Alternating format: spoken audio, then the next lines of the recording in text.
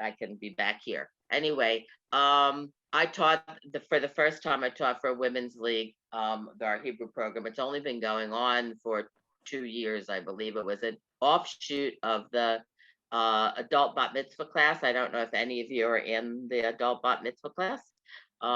Then when they were doing that, they realized that there were people that wanted to. One of the things missing from their lives is to learn Hebrew, to read Hebrew better.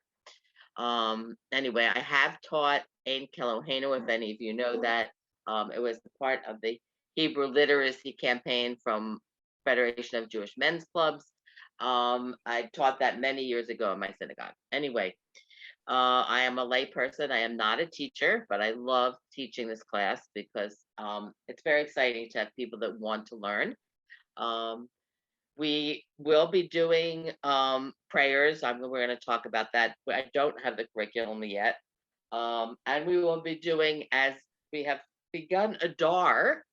And what comes after Adar? What is it? What holiday is in Adar? Anybody can talk.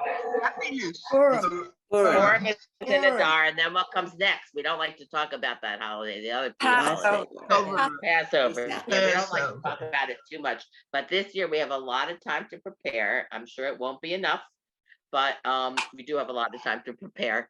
And so we were going to also concentrate on the Haggadah, because I think that's something that that hopefully you would like to be comfortable with. I will say one more thing. I know everybody wants to be fluent, including me. But the only thing that really gives fluency is practice. Once you know the alphabet and the vowels, which I hope all of you know, because that's the prerequisite of this class actually, is that it's just practice. But on the other hand, if you look at prayers, particularly prayers that you know, but you actually read them or look at the words, not just do it, off of that, you'll realize that you do know how to read the words and that you can do it without sounding out words. You'll recognize words. And hopefully that's one of the things in the intermediate class that will happen even more, that you'll recognize words and read them fairly easily without actually sounding them out. That was part of, I think, the difference between the beginner's advanced is you sort of knew the alphabet, but you were still really sounding out the words. But hopefully by this time we're not sounding out everything. There will be some words that you will have to, but hopefully you'll be doing more recognizing. Anyway, just a little bit of everybody introducing themselves a little bit. I'd like to know where you fall, if there's anything specific that you want to learn or focus on, and where you're from. And I will do it. I will call on the people because every screen is different. Unknown caller. Now Garden City. 1 minute.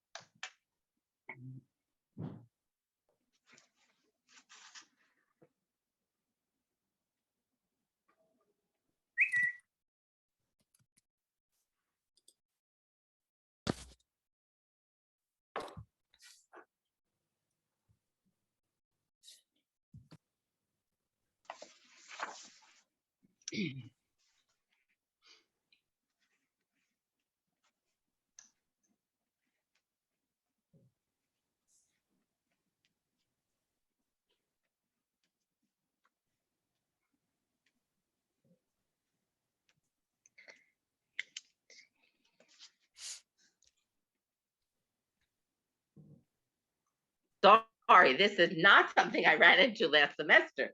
It's another person that said she can't get on. Anyway, I do suggest, and I am crazy about timing. So I am always early. If I am not 5 minutes early, I am late. So I get on very early. Also, sometimes I have problems with my computer. So I want to make sure that I can get on. So I do it very early. I really suggest that anybody, if you're going to any event, check and make sure you have the link at least a few minutes before the event. Anyway, Judi, I sorry. have a quick question. Can you give us the numbers for the link? Because I always have a hard time finding the old email and finding the link, but if I have the numbers, I can just do zoom.us and click in.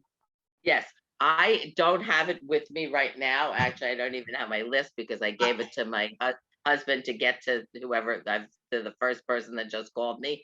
So I can do that. But you can also, first of all, I don't know what system you have, but you can put it in a folder. You can whatever. And but I will do that if you like.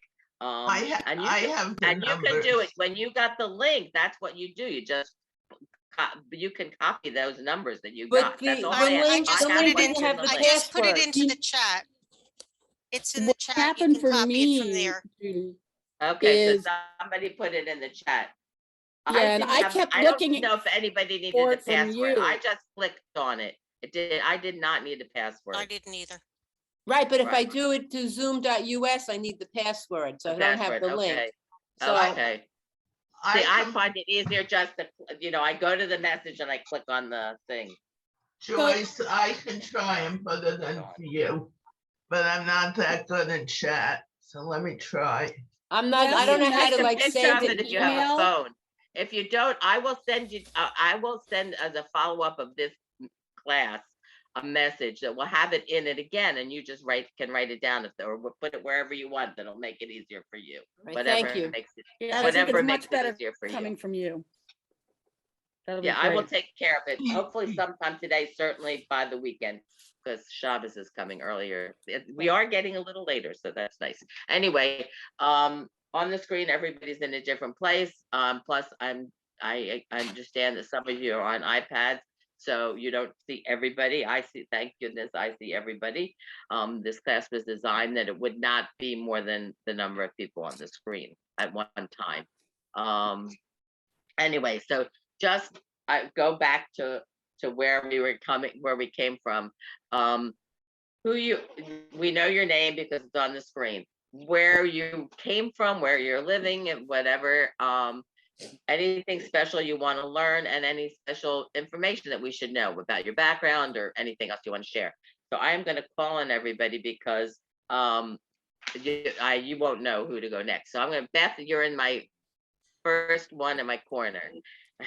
Okay, I'm Beth Wise, originally from Philadelphia, but live in Nashville now. And I'm just trying to improve my fluency. I think that's pretty much it. I know how to read Hebrew. Growing up in Philly, I was actually able to take Hebrew as my language in high school, but Nice. when you don't use it, you forget it. So that's kind of what I'm doing. Great, thank you. Linda. Okay. Reba is your first name, not Linda, right? Aren't you Reba? Linda is my first name. Reba. Linda's your first name. It's tricky though. That's really very tricky, Linda, because both of them could be first names. Sorry. Right. Yes, Linda. I'm originally from New York. I'm now living in Silver Spring, Maryland, in Leisure World, or an active retirement community. Nice. And so when did you learn how to read Hebrew? Really read it last year when I started the class. Good. So you're a good example that we can hold up for a learning student. Oh, I as a child I learned the alphabet. I started Hebrew school. I was the only girl, and I said, I'm not going. And I regretted it, but I'm very happy. But see, it's never too late, as they say, right? I'm really very happy to be able to do this now. Good for you. Good for you. Okay, Celia. I'm originally from New York. I'm in Virginia. My mom said Hebrew was not for girls, so I took a quickie crash course a few years ago. And I had Judy last time. I'm just trying to be able to go to synagogue and be fluent and be able to read the prayer book for now. Good for you. Yeah, we will be, we are, just as an aside, we will be focusing on the prayer book and on the Haggadah. We're not going to be doing spoken Hebrew. That's not the goal of this class. It's really the reading. And hopefully, while we will be focusing on certain prayers, when you learn those prayers, you learn the words and you get more familiar with the letters. So you will be able to read other things as well. I just want to interrupt for 1 second. We are very privileged to have Julia Loeb here. She is the beginning of the chair. She's the chair of this program, and she is very responsive and amazing. And thank you very much, Julia. Thanks. You want to say anything, or are you just observing? No, I did actually. I won't take a lot of your time. First That's of all, okay. I checked my email like right at 10 o'clock, but then I had to drive home. So I just sent the link to 2 more people.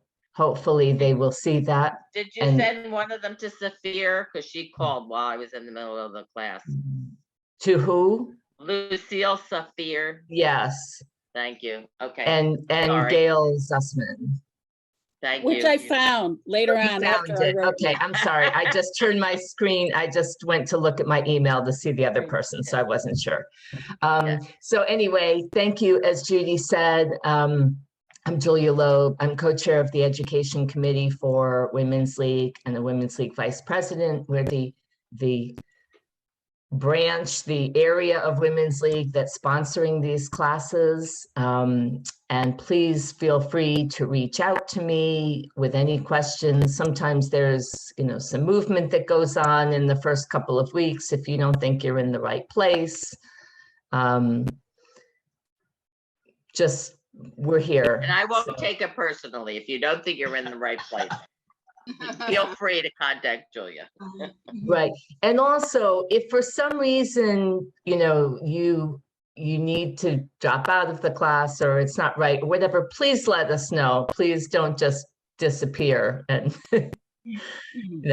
and also one more thing, if you aren't going to be able to make a class, let us know that too.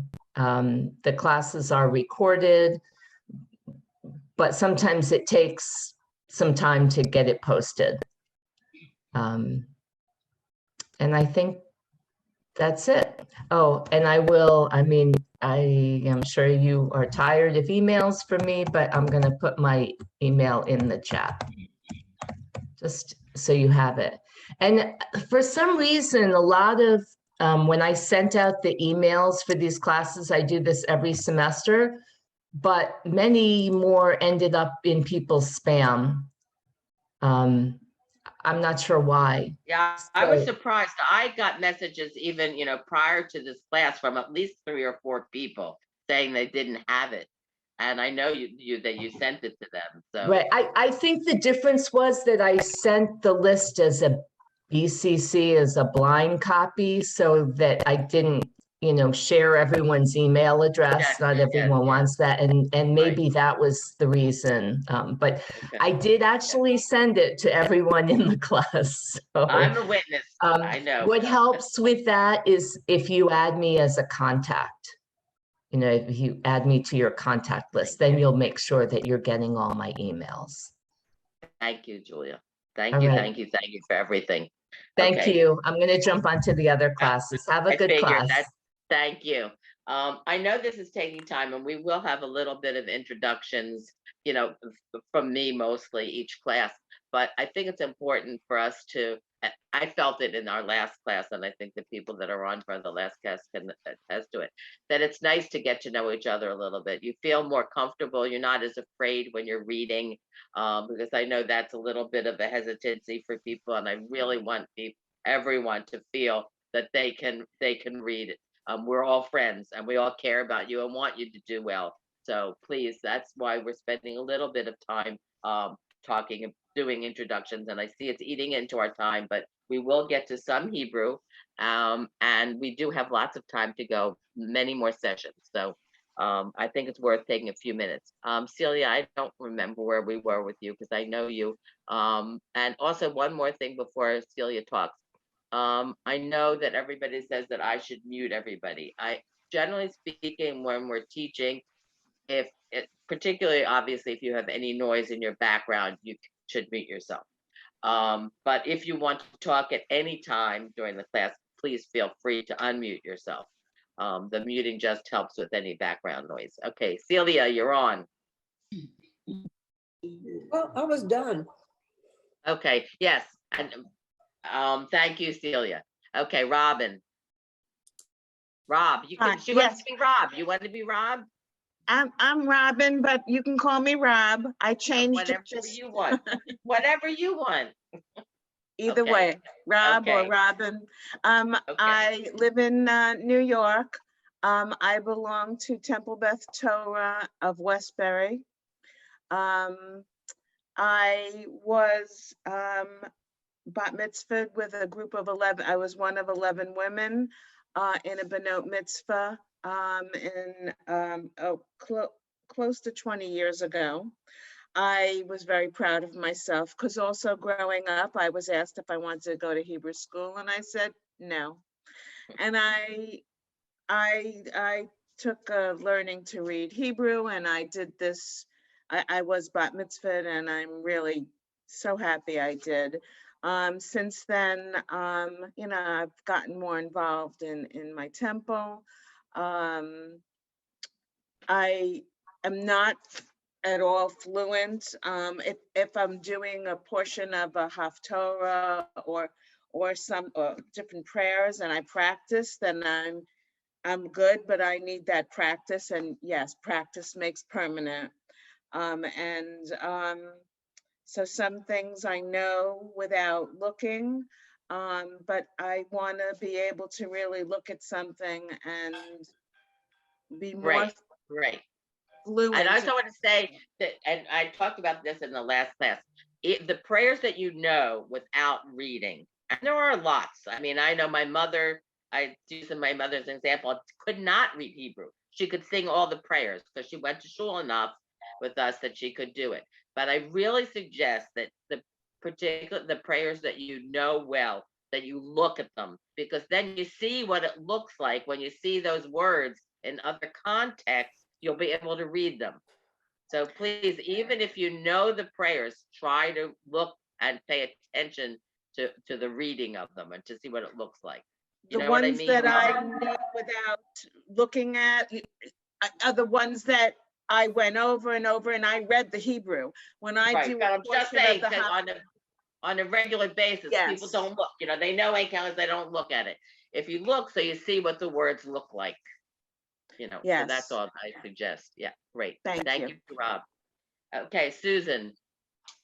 Hi, I'm Susan Boldry. I live in the suburb of Chicago, and I did my own individual adult bat mitzvah. It'll be 10 years anniversary in August, and it was so much fun. It was a dream of mine, and I had 2 years of Hebrew school when I was a little girl growing up in the Chicago area, and I just loved it. The two teachers that we had taught us conversation. They were both gentlemen that I think as a child, I thought, oh, they're so old, but they probably were 25. I don't know. I was 8 and 9, but I want to tell you just a funny story. One of them, his name was Mr. Elpern, and his first name was Israel. And when I was a little girl in the late 50s, and we had a teacher who came from Israel, whose name was Israel, I thought, there's magic in all of this stuff. I want to learn to speak more, and I want to learn to read more fluently too. I'm a French and Spanish teacher, and I'm just bound and determined that I'm just going to add confidence in my Hebrew reading. Right. That's what we're about, actually. I know a lot of people are hesitant, and I understand that. They wanted me to lead services for our Sister Shabbat, and I said no, because honestly, I get a wreck, and also my tune goes off, and I won't do it. So I understand that. But just to clarify, we will not be doing any spoken Hebrew. Some words will come in because they're the same words, but we are really concentrating on reading and the prayers, just so that I just want everybody to know where we are. I don't want you to think, but you did mention reading also, so for sure. Yes, Yeah. I'm And excited that's what to finally be able to do this and to do it with confidence. they And do say, that one of the great things for your brain when you get older is to learn a new language. So here we are expanding our brains. Susan, Thank you, Susan. which suburb are you in? I'm in Western Springs near Oak Brook, western suburbs, but I grew up north. I grew up in Niles and Wilmette. Yeah, we lived in Vernon Hills before Oh, coming okay. down to Nashville. So So everybody's connected in some way. Yeah, a lot of people in our cooler from Vernon Hills area. Yeah, nice to meet you. nice Thanks, to meet Beth. you. And we'll get to know each other a little more. Eileen. My name's Eileen Hamus. I was born in Paterson, New Jersey, but I spent the rest of my 78 years in Southern California. I live in Santa Clarita Valley, which is the north end of Los Angeles County, and I belong to Congregation Beth Shalom of Santa Clarita Valley. My biggest bugaboo in prayers is the Ashrei. The second half of it, my tongue keeps getting twisted in the wrong area for some reason. And other than reading prayers, I would really like to be able to follow along in the Torah itself when the Torah reader is reading from a sheet rather than the Torah. And it's nice meeting all of you. Thank you. Yes, that's what I said. I just want to remind, I said, yes, we are learning, we're going to be learning certain prayers and the Haggadah, but the letters are the same in the Torah reading and in the Haftorah reading. It's obviously different if you're up there in the Torah because No vowels. but if you have your Chumash in front of you, if you recognize the words, if you could read the letters, same thing. And so please feel free to do that. And then while we're talking about that, just dawned on me to just mention one more thing that we had mentioned is transliteration. I know in our books, in particular the Lev Shalem, they have more transliterations for people that can't read Hebrew. I really request that you never look at the transliteration. First of all, it's hard to read because unless you really know what the letters in English are supposed to, what the sounds are for the Hebrew, it's tricky. And second of all, you're not going to be able to learn how to read if you look at the transliteration. So please look at the Hebrew, don't look at the transliteration. Thank you, I just Eileen. want to add one more thing. Yes. Torah has more decorative writings Yes. in our book, and so that's kind of. It has, yes. Looks weird. We've actually, when we were doing, just from our experience, and Eileen was in our class last semester, is when you look at the vowels, if it's something if it's in the Chumash, and actually if it's in your Siddur, if it comes from the Torah, it has the notes for the reading. So there are extra dots and lines and squiggles and things. So I think that's what Eileen is referring to. So we just have to know that they're there and know which to pay attention to when we're actually reading and which we don't have to pay attention to. Thank you, Eileen. I learned from my students. Faye. Yeah, hello. My name is Faye Beboudi. I'm originally from Iran, but I've been here since 1971. And right now I live in Phoenix, Arizona, and I belong to Bethel congregation in Phoenix. I have learned Hebrew as an adult, and I just, trying to take, when the opportunity calls, take Hebrew classes and improve my reading and Hebrew and the prayers. So I think I'm in the right class. I'm just going to say, I think you're in the right place. Thank you, Faye. And I just want to point out, thank you to Faye, because for all of us that it's 10:30 now, it's not 10:30 or Faye is, it's 8:30, I assume. Yes. And even more so, if you noticed, Eileen is from California. So she got on at 7 o'clock this morning. So we should have, so we appreciate her, both of their, their stick-to-itiveness and efforts. Thank you, Faye. Okay, Romel. Romel, That's am I correct. pronouncing it right? Okay, That's great. correct. Good morning. My name is Rumel Scott. I live in Wynwood, Pennsylvania, originally from Philadelphia, Girls High, class of 1969. I originally started learning Hebrew at Congregation Beth Tefillah of Overbrook Park under Rabbi Robert Rubin. But we did merge with Adith Israel of Marion Station, and I've been there ever since. Let's see.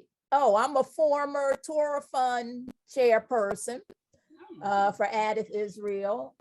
And let's see, I've studied at Gratz College, Hebrew University, Brandeis Hebrew College, Academy of Jewish Religion. I've had private tutoring, and still I'm not fluent because I'm not doing it every day.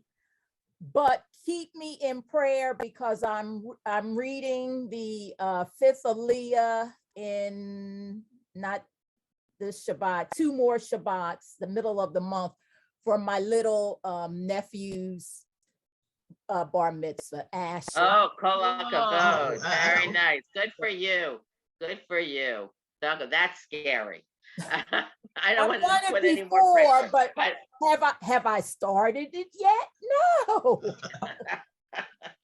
It's time. I don't want to push you, but it's time. It's time. Glad to be with all of you ladies. Thank you. And it's fun to see that so many people from have connections. And we were, my husband and I lived in Elkins Park for a couple of years ago. So I know all the places you're talking about. It's very fun. Know it well. Gratz College was very near where we were. So anyway, thank you, Normel. And we're up to Ellen Rosenwald.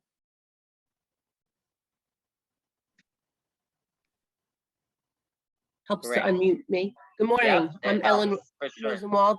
Nice to be with everybody here. Thank you for having this wonderful opportunity for us. So I am in Bergen County, which is in northern New Jersey. I'm in Glen Rock, raised in the next town in Fair Lawn. I was bat mitzvahed. I am I'd say I'm 90% fluent of a reader. Can I do better? Yes, as my husband points out, each time I say is slightly incorrect something, yes. So if I can fine tune this, that would be great. Are we doing any Torah reading? I don't know. Okay. Just I don't know the level of the class as part of the problem. It's not really part. I think that most of the people here are not ready for that. Yeah, you can that's say fine. if you are. We're that's really fine. more the reading and of the prayers and stuff. And obviously it goes to the Torah too. I mean, there's no question. It's the same Hebrew. You just have to be even more fluent or a good memorizer. And fluency helps because without the vowels, that's one of the differences, obviously, in the Torah reading, is there are no vowels in the Torah. But if you know the words, you don't need the vowels as much. And we know that from when we try English. Without, if you take out the vowels in English, you can still read mostly. You know, I don't know if you've ever seen a sentence with, no vowels in English. And usually you can read it. So, because you're so fluent in English. So in Hebrew also, if you know the words, it makes it much easier, or also you can memorize well. But I don't. So just looking to fine tune a couple of prayers, and I really love how all the women are from different parts of the United States. I think that's fabulous that we can all come together on Zoom. And I feel that although COVID has been horrible, this is the silver lining of it. For sure, we have all been able to get together from different parts of the country. Absolutely. So, and I just want to tell you that Cindy keeps us honest. If you're worried about reading it correctly, Cindy is the one. Cindy Plato, she's on the bottom of my screen. She keeps us honest. So thank you, Cindy. Okay, thank you, Ellen. Arlene, I just want to say this is very exciting. I love everybody in the class. but it's nice. We had in our last class, we had people with the same name. So we had 2 Joyces and 2 Arlenes. So it's nice to only have one. It makes it a little easier. Arlene. Hi, everybody. It's good to meet all of you. I am living in Connecticut now, but I've got to tell you, I'm originally from Passaic, New Jersey. So Eileen Patterson and what was it? Somebody just now was from Fair Lawn area, Bergen Yeah, County. that's me, New Jersey. Neighbors. So a couple of New Jersey people. Neighbors. I've got to tell you, in Connecticut, I belong to Congregation Or Shalom, which Julie, the president, was a member of also. I think she had her bat mitzvah there, I think she said. Julie Lowe. It was just a coincidence. My experience with Hebrew is, I've got to tell you that my 2 grandsons about a year or 2 ago before COVID were playing dreidel. They were 9 years old and they knew all the letters to the dreidel, and I didn't know any of them. They're having their bar mitzvahs 2023. And it wasn't that they told me to learn Hebrew. It was that I became very encouraged by the fact that I couldn't read the letters on the dreidel. That I was upset with myself, that I regret that I didn't take Hebrew as a younger person either. So my only experience with Hebrew is in the beginning class with Women's League with Sharon, and the advanced beginner advanced with Judi. So that's where I'm at with my You're Hebrew. doing great. I just want to tell you, Cole vote for I'm a 2 little years ago, intimidated. not knowing the letters on the dreidel. Cole, really? A year, like whatever we were together for Hanukkah last with COVID, because COVID interfered now. So I'd like to become more fluent at that level with some of the meaning also to the words, and to some of the, the Hebrew words. And also I am in that bat mitzvah class, and if I don't know anything that the bat mitzvah class through Women's League, which I learned about through the beginning Hebrew class here. Somebody said that they're having this. I'd like to learn anything that I might need to know for that bat mitzvah, which is taking place at the convention in 2023. Great. That's Do you where I'm know at. what you're going to be doing, Arlene? Not you personally, but not you personally, but do you know what the bat mitzvah class is going to be doing at the convention? Anything, or you don't know that yet? I think we're in the midst of discussing all that. A shacharit service, shacharit on a Monday morning, a shacharit service, and that's great. What, so right, nice. That. Vote. That great for you. Thank you, Arlene. Thank you, Joyce. Good morning, everybody. It's great to see some familiar faces, and it's wonderful to get to meet some new people. So welcome. And I have to say, Judi is a wonderful teacher. I have been able to follow the service now. If I look away or something, I'm able to get back in the right place. So Judi, you're doing a great job. I grew up in Brownsville, Brooklyn, and there were not too many Hebrew schools around. I started in a folk shul. We learned a little Yiddish. That place closed down. So my parents sent me to a Hebrew school that was all boys. I was the only girl. So I understand what it's like not to want to go to Hebrew school. If will nicht gehen zu cheder, I used to say all the time to my mom. And so I really didn't. You learned the Yiddish. Yeah, I learned a little Yiddish, but my father was Orthodox. He went to services twice a day. An uncle of mine was a chazan, so I had all the prayer stuff around me, but I didn't get it. And now when I go to services, I'm able to follow along and know what's going on. I started going to shul about 25 years ago when my father died to say Kaddish. And the man sitting next to me used to tell me when to stand up, when to sit down, which page to go to. So now I'm able to help other people who are new, and it feels good. So presently I live in Flushing, Queens. And right now I'm spending a few weeks in Century Village, Deerfield Beach in Florida. So I don't have the same book you have, I have my little travel book and I can't find the, all the pages because it's very different. So if you can let me know. The little one, you have it that also. book. Oh, great. I have Okay. it, yes. Okay. And I even have most of the pages, by the way, just one second. Joyce, I have the pages because originally I thought some people might have the complete Sim Shalom. So I put the page numbers in my textbook. So I have the Okay, pages. great. Thank you. Okay. Oh, and one more thing before I get to Cindy. We talked about the Haggadah. I was able, if I can hopefully be able to also send it to you. We talk about the Haggadah. Well, yes, it's the Haggadah, but I think there are more different versions of the Haggadah than anything that I know of. And lots of them are fun, and we could talk a little bit if you have a specific one, just to add a little bit to our Seders and to our Pesach experience. But I was able to find you can download the Maxwell House Haggadah. And I know that Joy said she had the Haggadah. So if you have it, great. It won't be out for a while now. We're going to probably start it before it's going to be out in the store, but maybe not. We'll see. Depends on how early your supermarket puts it out. But we are able to download it. So when we talk about pages and prayers, if you want to try to find it in your Haggadah, great. But I'm not going to try. I won't be able to know which Haggadah you have, whatever. So we will use the Maxwell House Haggadah as our page numbers, just as an aside. Thank you. Joyce, you made me think of it when you talked about the Siddur. Okay, Cindy.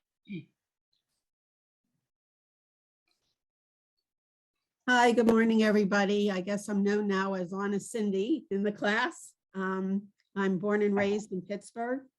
And I currently live in the South Hills. I belong to Bethel Congregation of the South Hills, and I've been quite involved at our synagogue. I'm a past sisterhood president, and I've had offices in the synagogue as well. Very interested in learning to read Hebrew as fluently as possible. Started this class learning the alphabet. When I was little, I went to Sunday school, and I went to a new one in seventh or eighth grade, and they wanted to teach me Hebrew. I said, no way, I'm not interested. And so I was confirmed, but not bar mitzvahed. And at Bethel started a beginner's class, but it just didn't continue. And of course, I forgot everything. So I'm really grateful for Women's League and the ability to continue the classes and continue to learn. And it is a really nice feeling to be able to follow along in the service and know where we're at. And so I'm really happy to be here and welcome everybody. Thank you, Cindy. Okay, Annalee. Leah. Leah, thank you. Good morning. I was a regular shul attender. However, with COVID, I have not been in shul. As a result, my fluency has dropped tremendously. And that is why I started this class. I would like to pick it up. Even attending via streaming or Zoom, it's not doing it for me. And I do miss the ability to be with the congregation, but we're very, very few in the building. I'm talking about, I live in Briarcliff Manor, which is in Westchester County. You could say I live near Sing Sing prison, if that gives you any sort of landmark, or near the Tappan Zee Bridge. I've been here for 27 years. I moved up from Brooklyn, where I had lived my entire life. I grew up in an Orthodox house, and my synagogue was not egalitarian, obviously. But when I came to Briarcliff and I joined Congregation Sons of Israel, I saw that women were treated the same as men. And that gave me a great, great impetus. And I became adult bar mitzvah. I have read Torah. I've read Haftorah. But recently, I don't know whether it's my age or just being confined to the house, my fluency has gone way down, and I want to improve. If you don't use it, it's very hard. So, Annalie, do you go on for services on live stream or Zoom, or you don't? No, I You do. do. do. So But, do you read with them? I mean, that's the good news is you're muted, so you well, can do. it's not enjoyable. Very honestly, it is not enjoyable. Some people find it very uncomfortable. I do not, but I don't mind. But there are some people that really don't feel comfortable with it. Yeah, It's not fun. It's not enjoyable yeah. anymore. That's exactly what I it is. understand. I understand. I Yeah, really yeah. don't. Some people like it, and some people don't. Some people like it because they have to put on stockings and shoes and all that stuff, Well, and you can I still don't care job it. about that. It's just that it's not the same. It's as if I'm watching a play. Yeah, I understand. I understand. I've done it a little bit. Mostly we're in person, so I'm mostly, and I'm comfortable going, so mostly I'm in person. But for a while we did do some of the Zooming. Anyway, yes, and you're right. The doing is it. That's very important, and so we will practice here, and hopefully that will help you. And hopefully one day we'll all get back into school, and that that will be really nice. Thank you, thank you, Analia. Gail. I grew up in Detroit.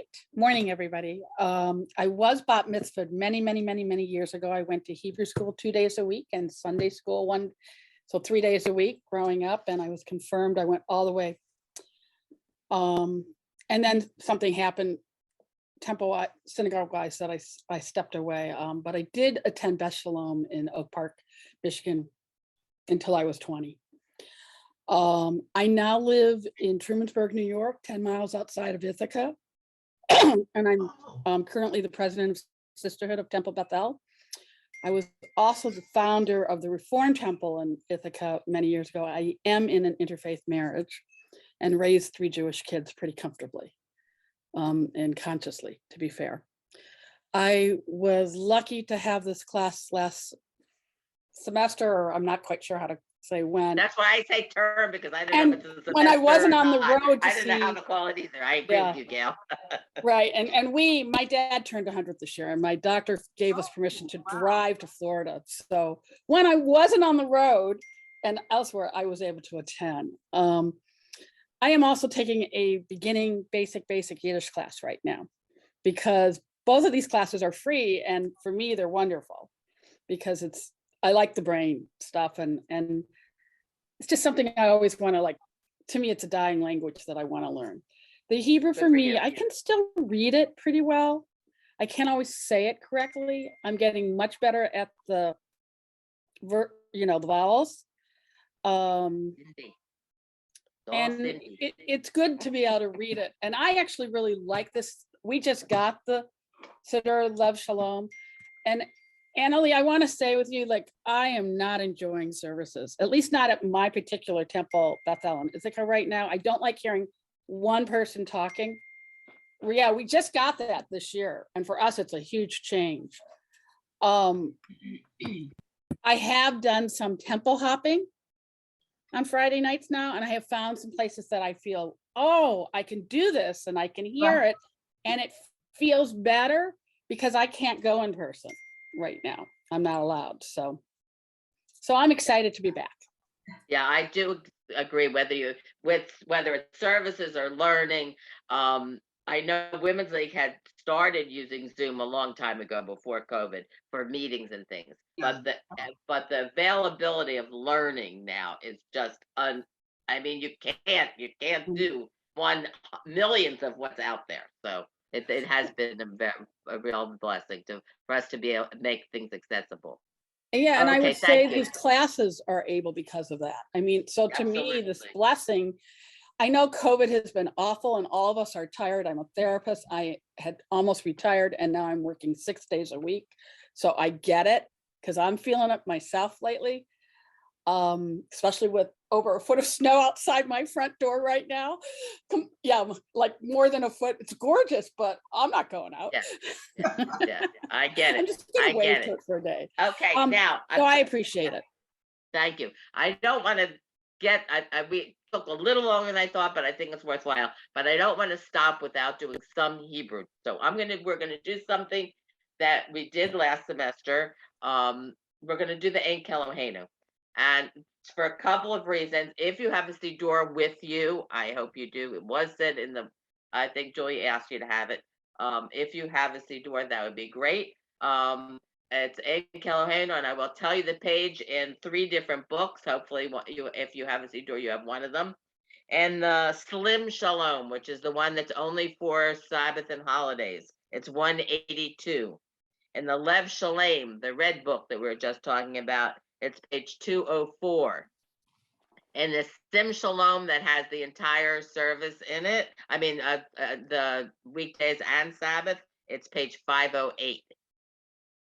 If you have a Siddur, please, and I would ask that you have a Siddur with you for class, whatever Siddur it is. And if you have one that I'm not talking about, I can see if I can find it. But those are the main ones that most conservative synagogues are using at this point.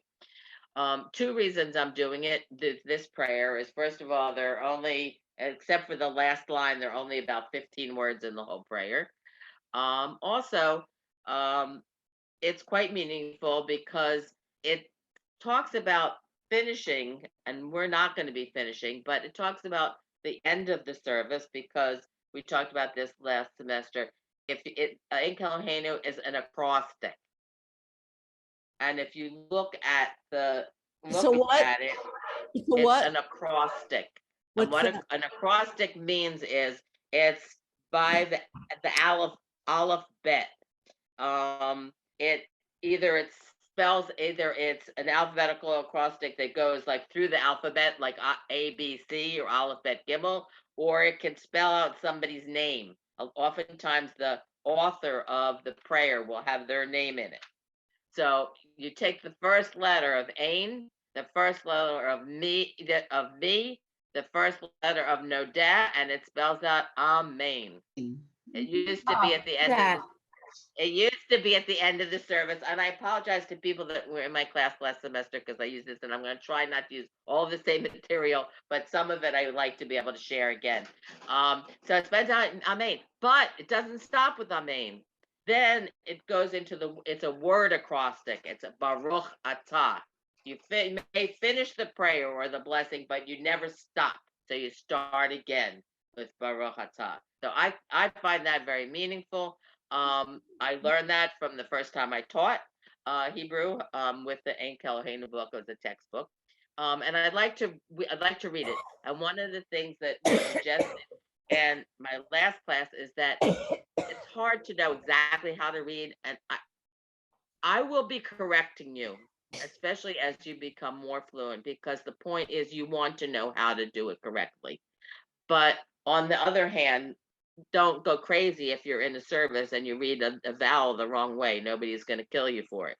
But we'd like to try to do it as correctly as possible.